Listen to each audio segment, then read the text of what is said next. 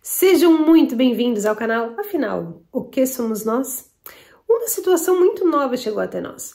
Uma criança autista começou a falar sobre a morte com a sua mãe e a relatar lembranças que seriam de uma vida passada. Após ser recuperada da surpresa, essa mãe passou a investigar essa história a fundo e é sobre essa investigação a nossa entrevista. Apresentamos também vídeos que a mãe fez do filho falando sobre essas lembranças. Essa é a primeira entrevista do canal sobre esse tema. Lembrem-se, a razão de existir do canal é buscar a verdade, onde quer que ela esteja. Vamos juntos? Essa entrevista tem duas partes, ambas publicadas hoje. Bom proveito!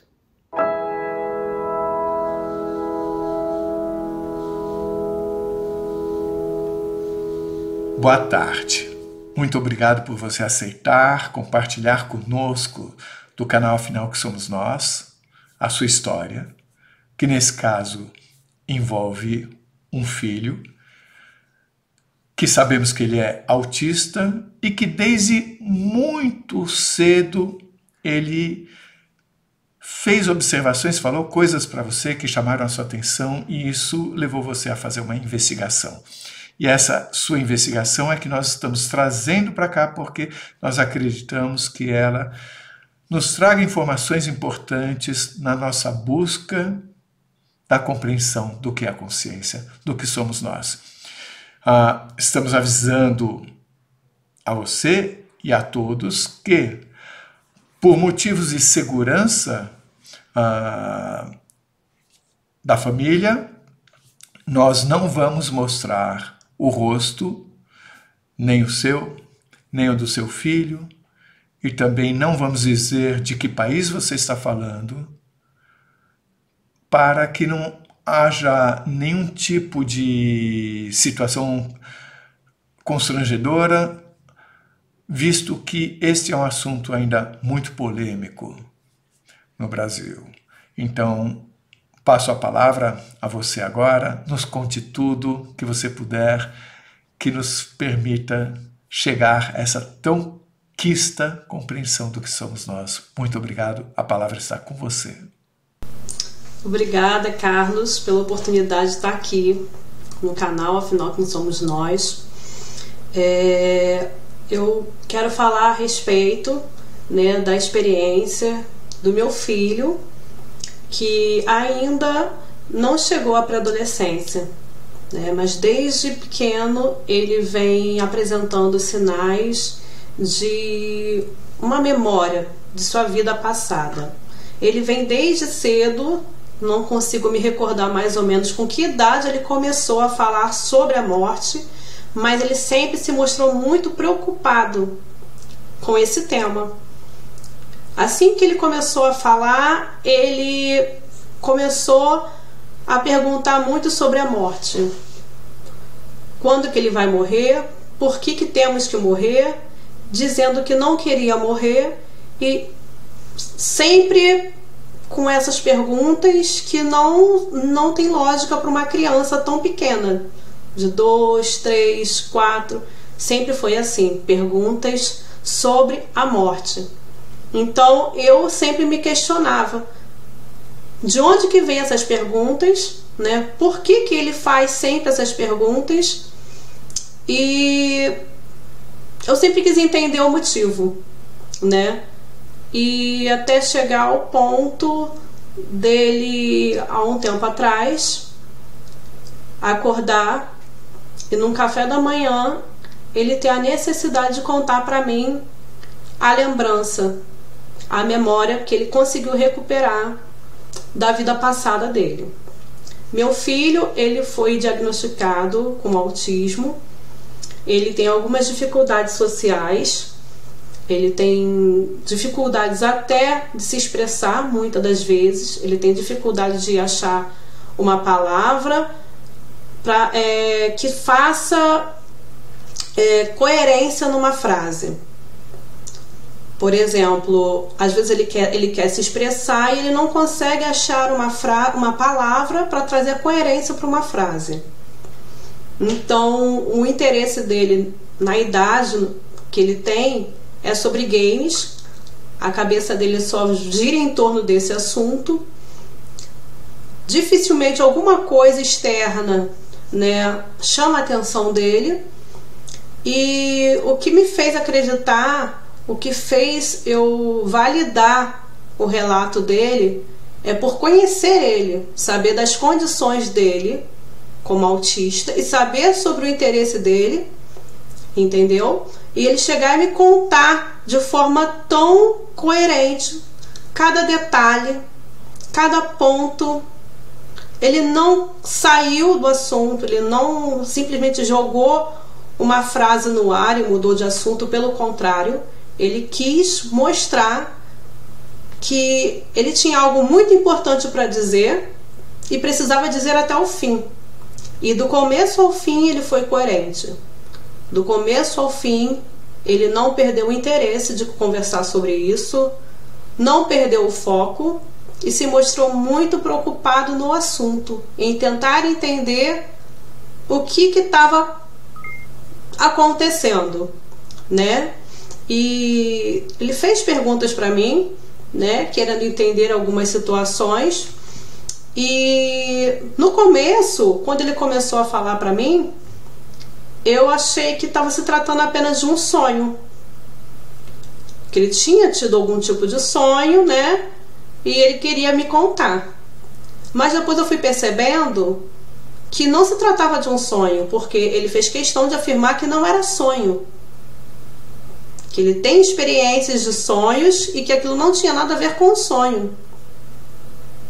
E a veracidade das palavras dele eram tão grande, a forma que ele se expressava era tão diferente, que isso me trouxe a certeza de que não se tratava de um sonho, e sim de algo muito real, que ele sabia que aconteceu com ele e que ele precisava passar isso para mim. Então ele começou a se abrir, a falar tudo aquilo que ele lembrava, e eu comecei a ouvir, fazer algumas perguntas, e quando eu vi que estava tendo muita coerência, eu tive a ideia de gravar escondido para não causar nenhum constrangimento a ele. Eu coloquei para gravar, sem que ele percebesse, virei o celular para baixo na mesa e ele foi contando, foi se abrindo, e eu fui me surpreendendo. E ficamos ali um tempinho conversando, e a minha filha mais nova, ela estava na mesa nesse momento tomando café comigo e com ele. Ela tentou em algum momento atrapalhar, né, desmerecer, dizer até que era sonho, entende? Mas ele, o tempo todo, ele mostrando que não se tratava de um sonho, e sim de uma lembrança real da vida passada. Infelizmente eu não consegui fazer todas as perguntas naquele momento que eu julgava interessante. Ele se irritou, né, pela insistência da irmã, e foi, no começo, foi aquela conversa curta que tivemos. E em seguida eu peguei todas aquelas informações e fiquei pensando, né, será que é verdade? Será que tudo isso que ele falou tem realmente uma base, né? E fiquei curiosa. E no final da tarde, quando eu já estava na escola, eu comecei a pesquisar, porque ele falou que se tratava de uma experiência dentro do país. E eu falei com ele que não havia nenhum registro. De que país você está falando? Do Brasil? Do Brasil. Tá. E não havia até então nenhum relato de tsunami no Brasil. A gente nunca ouviu falar sobre isso, né? É um assunto que poucos conhecem, mas até então eu nunca tinha escutado falar sobre tsunami no Brasil. Então eu achei muito estranho ele ter falado sobre isso, sobre essa ocorrência no Brasil, e fui pesquisar.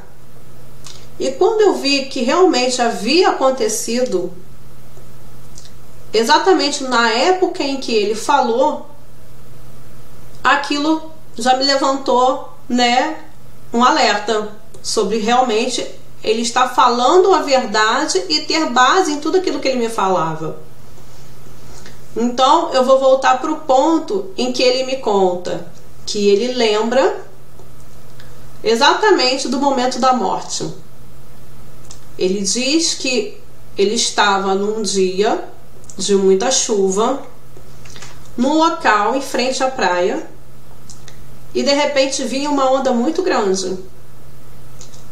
Esse foi o termo que ele falou, onda grande.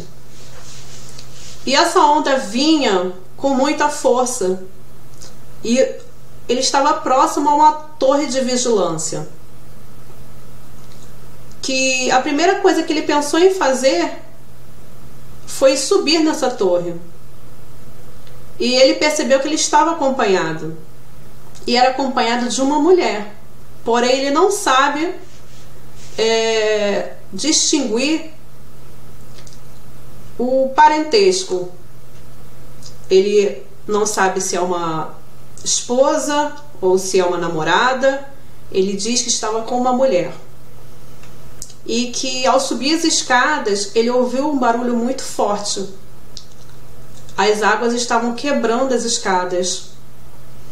E nesse momento ele sentiu o corpo dele cair, porém não tocar a água.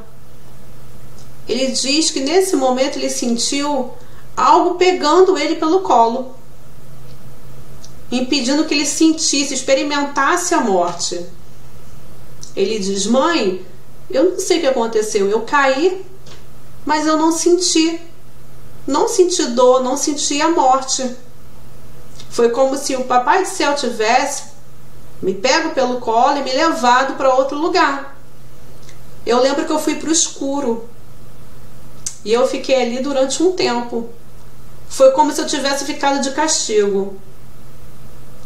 Foi dessa forma que ele descreveu a experiência dele. E ele não lembra a respeito da fisionomia da mulher que estava com ele. Ele não consegue lembrar de nada. E também não consegue lembrar do que aconteceu com a mulher. Se a mulher morreu, se a mulher sobreviveu. Enfim, ele lembra da experiência dele, né? Dele cair e não sentir a morte. Ele sentiu que foi resgatado naquele momento, levado para um outro lugar, ficado no escuro, num vazio, por um tempo que ele não consegue julgar, não consegue dizer por quanto tempo que ficou. E ele falou assim: eu fiquei ali até o tempo que o Papai do Céu achou melhor ficar.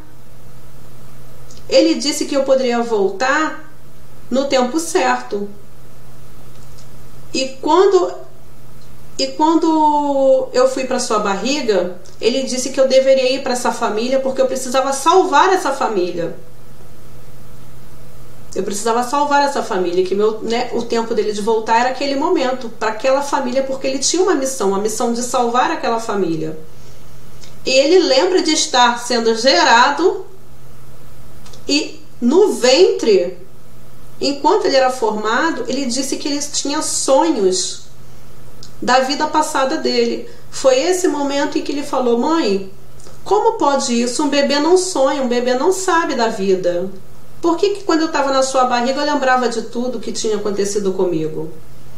Então, foram perguntas assim que ele foi me fazendo, que foi me levantando, né, aquela suspeita de que não era um papo normal, era um papo bem atípico para uma criança, né, que não sabe nada sobre a vida, não sabe nada sobre a espiritualidade, não sabe nada, né, sobre nada. A única coisa que ele sabe é sobre o interesse dele, que é jogos, os estudos e a família. Fora isso, ele não sabe de nada. Ele não pesquisa nada, não ouve ninguém falando nada sobre isso, para ter tanta convicção, para ter tanta coerência naquilo que ele me falava, naquilo que ele me perguntava. Então, eu quis saber mais das experiências dele. Perguntei o que ele fazia naquele lugar. Ele dizia que ele trabalhava na torre de vigilância, ele fazia a proteção daquele lugar, que ele morava numa vila, que era uma vila muito antiga, muito pobre, muito humilde. e o trabalho dele era proteger aquela vila. Ele se vestia de forma muito humilde, com roupas muito velhinhas. As pessoas também se vestiam da mesma forma. Ele chegou a citar como eram as casas, né? Que cor, de que forma mais ou menos eram. E realmente bate muito com as casas, né? da época. Isso tudo se passou no ano de 1755. Ele falou: mãe, eu não sei que tempo que era. Eu não sei se era de 1700, 1800. Eu sei que era um tempo muito antigo. Nem a avó da sua avó ainda era viva.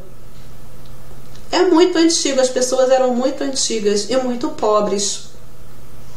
E ele relatou sobre uma cachoeira. Ele tomava banho numa cachoeira que ficava próximo a esse local, próximo à vila, e a vila ficava ao lado de um forte que havia uma torre de vigilância, né?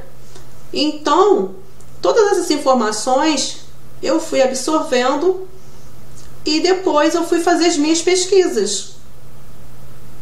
E realmente, quando eu fui pesquisar sobre um tsunami no Brasil, mostrou que em 1755 houve um tsunami no Brasil. Aconteceu em Portugal e teve reflexo no Brasil. E somente 2 pessoas, há relatos somente de 2 pessoas que morreram nesse tsunami. E era um homem e uma mulher. Um homem jovem. E ele disse para mim que morreu em torno de 18 a 20 anos, que ele era muito jovem e ele não queria morrer novamente cedo. Foi assim que ele começou a conversa comigo. Mãe, será que nessa vida eu vou morrer novo novamente? E mais uma vez eu estranhei essa pergunta sobre morte. E eu falei: meu filho, você é muito novo para ficar se preocupando com esse tipo de assunto. Você não vai morrer agora. Não, mãe, é porque eu não queria morrer novo de novo. Será que dessa vez eu vou morrer velhinho? Aí eu perguntei para ele: mas por que você está me falando sobre isso, filho? Aí ele disse que ele lembrou da vida dele passada e que ele morreu muito jovem, em torno de 18 a 20 anos. E quando eu fiz a pesquisa sobre esse tsunami e mostrava exatamente 2 mortes, se tratava de um rapaz novo e uma mulher. Essas mortes ocorreram em Tamandaré, em Pernambuco. E eu comecei a pesquisar, e aí eu virei a detetive da história, né? Porque começou as peças a se encaixarem. E eu fiquei muito curiosa para saber. Eu precisava saber. Ele me deu muitas informações. E eu precisava montar aquele quebra-cabeça. Bom, ele disse que no passado teve um tsunami no Brasil. Eu nunca ouvi falar do tsunami até então. Então eu fui pesquisar e realmente teve um tsunami em 1755. Em Tamandaré morreram 2 pessoas. E foi o único registro de morte desse tsunami. E em Tamandaré existe um forte. E os fortes Santo Antônio de Loyola, acho que é esse o nome desse forte. E eu vi vários vídeos sobre o forte. Eu lembro de ter visto mais de 10 vídeos sobre o forte. Vídeo de pessoas que foram lá fazer passeio. Vídeo do próprio local lá de Tamandaré, né? A prefeitura que fez o vídeo do forte. Eu queria ver.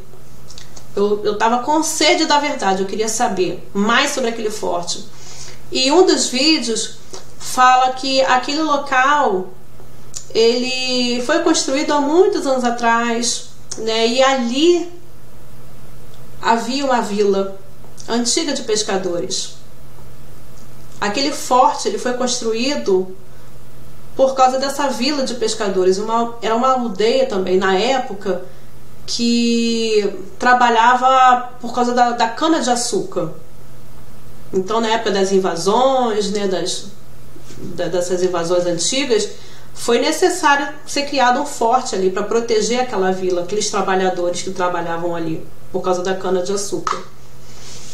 Então, o quebra-cabeça foi se encaixando. E ele me falou da cachoeira, e logo, bem próximo dali, tem uma cachoeira, certo? E tudo foi fazendo sentido, até chegar um momento em que eu estava sozinha no meu quarto, e ele com a irmã estava assistindo televisão, e eu fechei a porta para pesquisar, né, saber mais a respeito.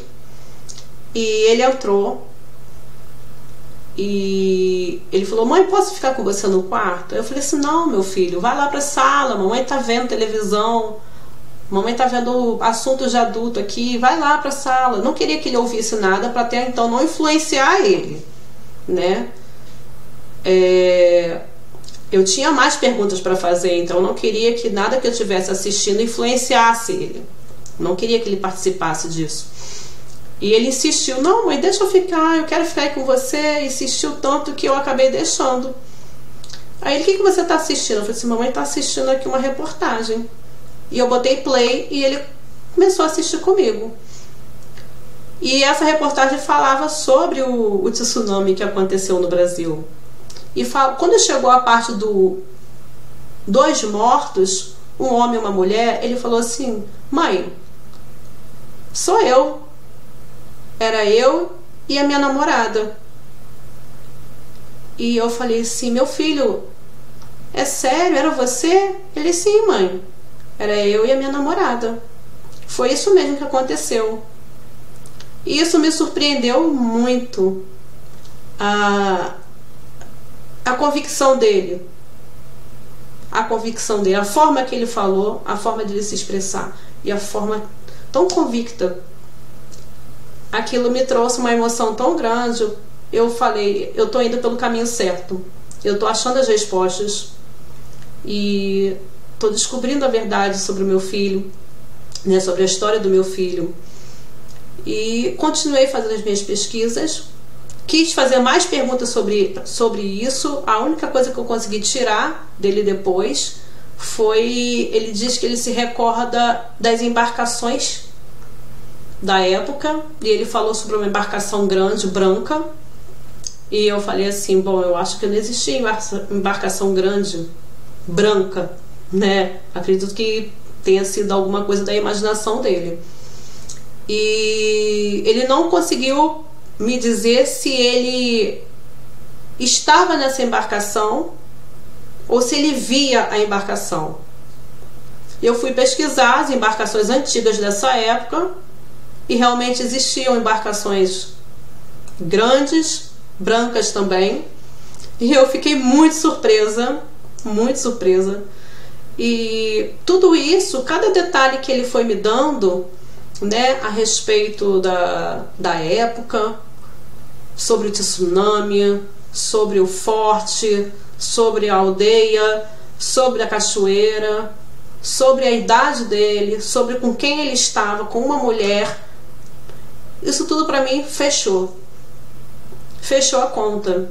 Eu me dei por convencida que sim, era ele e que isso realmente aconteceu de verdade.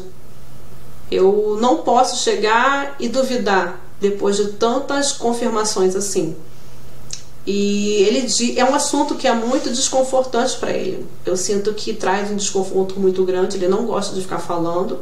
Eu não sei se é porque isso faz com que ele lembre do momento da morte, ou se de repente é porque ele não teve uma vida tão feliz, tão agradável assim.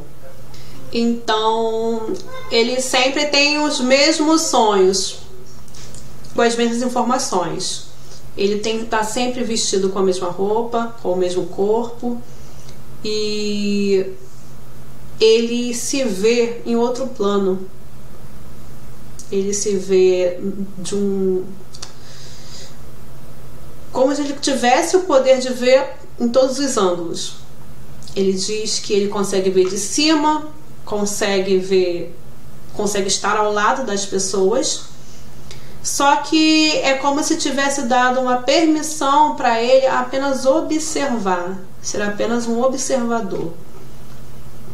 E ele diz que ele consegue ser muito rápido, ele consegue estar em vários lugares ao mesmo tempo, porque ele é muito rápido, consegue olhar do alto, do lado, e ele tentando achar, né, palavras para poder decifrar, descrever aquilo que ele consegue ver nos sonhos.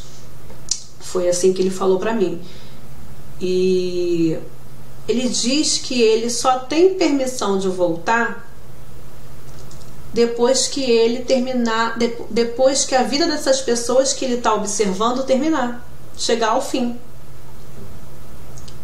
A partir do momento em que todas essas pessoas que ele observou teve o fim, aí sim é dado a chance, a oportunidade, a permissão dele voltar para a vida terrena. E eu julgo que isso não é apenas um sonho. E realmente sim, como ele mesmo diz, é como se fosse uma lembrança de quando ele estava morto, a experiência de morte dele, né? Ele só consegue acessar através dos sonhos, porque ele diz: mãe, é sempre a mesma coisa, eu sempre tô sonhando normal, mãe, e de repente eu me vejo no corpo, na roupa, em frente ao mar, e eu quero sair dali, eu me jogo porque eu não quero estar ali, eu quero voltar à minha vida, aí eu morro. E eu vejo tudo isso acontecendo sempre. As mesmas pessoas, ele observando as mesmas pessoas, de todos os ângulos, sendo apenas dada a permissão dele observar, e ele tem que ficar ali até o final da vida daquelas pessoas, para ele poder voltar à vida, né? Voltar ao plano terreno. E eu falei: gente, não pode ser, isso não pode ser uma coisa da cabeça de uma criança. Tem muita informação, né, que eu julgo ser verdade, né? Depois que eu não acreditava em reencarnação, porque eu vim de um berço cristão, evangélico, e os evangélicos não acreditam em reencarnação, né? Porém, eu tive a minha experiência, e depois dessa minha experiência que eu tive com reencarnação, eu comecei a pesquisar sobre os assuntos.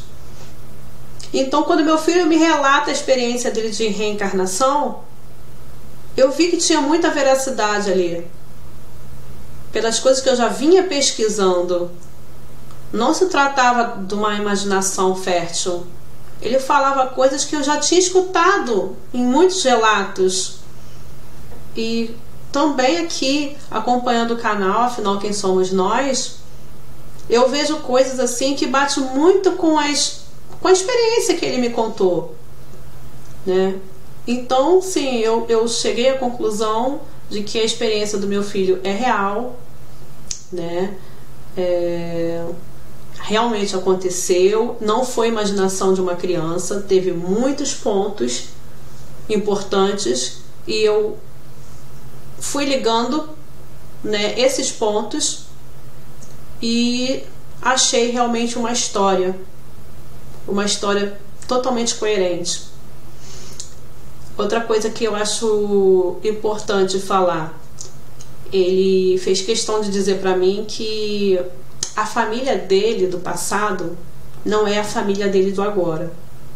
Ele: mãe, as pessoas do meu passado não são as pessoas de hoje, eram pessoas diferentes. E a minha família era outra.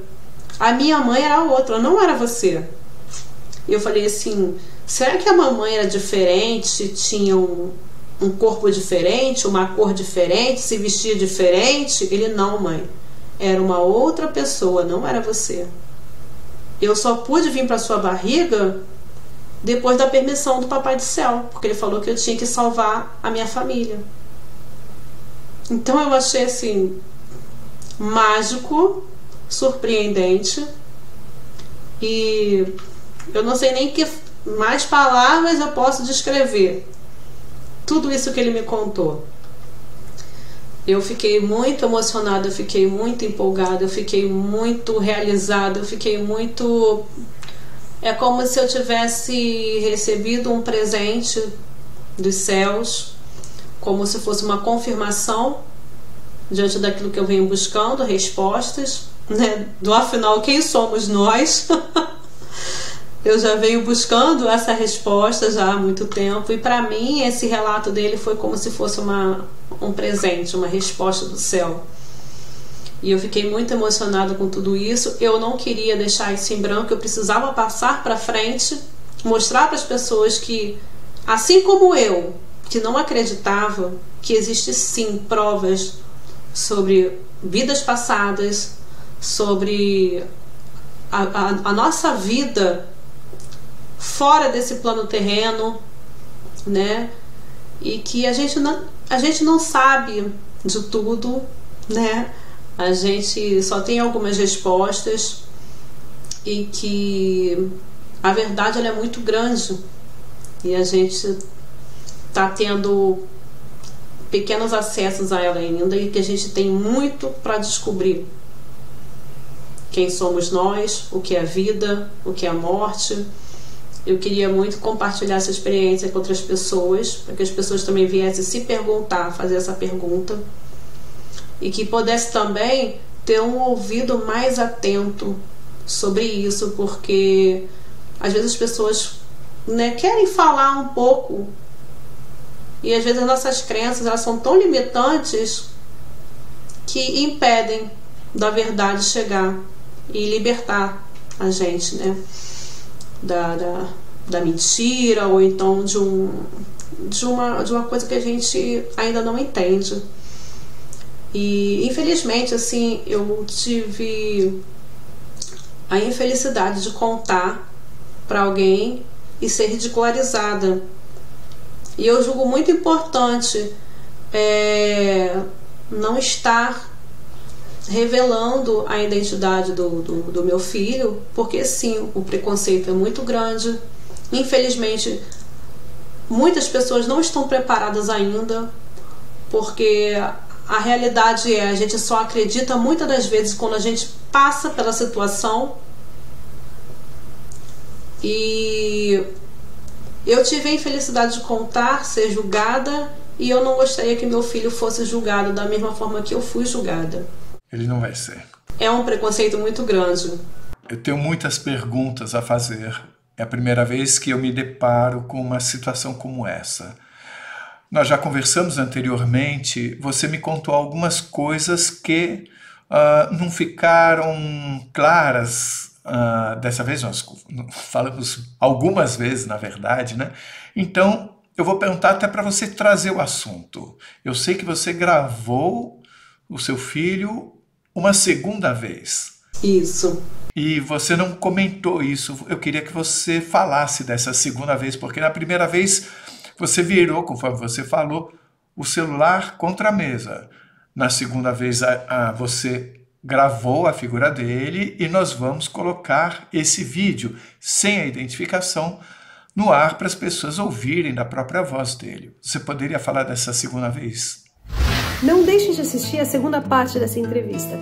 Além das perguntas e respostas, também serão mostrados vídeos em que o filho fala dessas lembranças. Se você gostou, por favor, se inscreva no nosso canal. Dê muitos likes, faça comentários, compartilhe com seus amigos.